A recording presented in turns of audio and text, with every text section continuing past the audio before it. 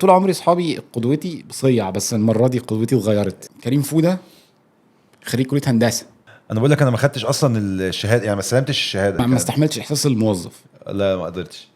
اول حاجه بدانا فيها كانت قطع غيار العربيات النقل. تنزل توزع نوزع بنفسك؟